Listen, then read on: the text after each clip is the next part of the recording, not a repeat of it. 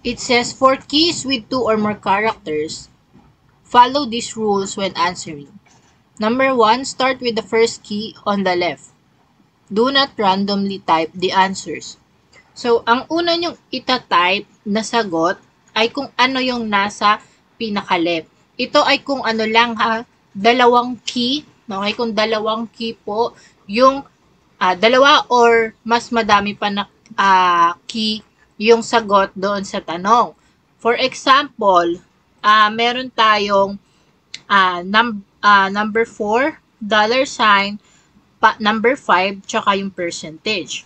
So, ang uunahin natin i-type ay yung number 4, and then dollar sign, tsaka mo susundan ng number 5, and then yung percentage. Kasi sinabi po dito na kung ano yung unang key na nasa left.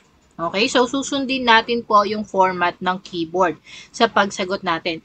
Hindi po random na pag-type ng sagot na, let's say, naalala mo lang, number 5, nandun sa question na to. So, lalagay ko si 5 agad.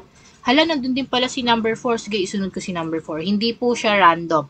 Okay? Susundin natin yung format din po sa keyboard. Number 2, and start with the character that does not require the use of shift key. So, sabi, unahin muna natin yung hindi kailangang gamitan ng shift key. So, tulad ng example ko, di ba? Si number 4 muna itatype nyo kasi hindi naman kailangan gamitin yung shift key.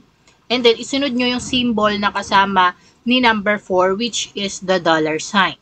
Okay, so, isusunod mo yung dollar sign, dun mo na gagamitin yung shift key. And then, tsaka ka magpo-proceed sa isang key na ulit, which is si number 5. Tapos, isusunod mo na po si percentage. Sabi lang, susundin nyo pa rin yung number 1 ha. Sabi sa number 1 nga, mauuna dapat i-type yung nasa left. So, kung ano yung key or yung characters na nasa left, yun muna isusulat nyo bago kayo mag-proceed doon sa susunod na key. Okay? So, number 3, use space to separate each character. Okay? So, kada type, let's say, type mo si number 4, and then space, tsaka mo po i-type si dollar sign. And then space again, tsaka mo i-type si number 5, and then space, tsaka mo i-type si percentage. Okay, so, hindi rin po kasama sa mga sagot yung tab, caps lock, shift, enter, and backspace. So, hindi po siya kasama. Ang mga isasagot nyo lang po dyan ay letter, number, and symbol. Okay, so, yun lang po ang hinihingi dyan. Hindi na kasama si tab, si caps lock, si shift, si enter, and backspace.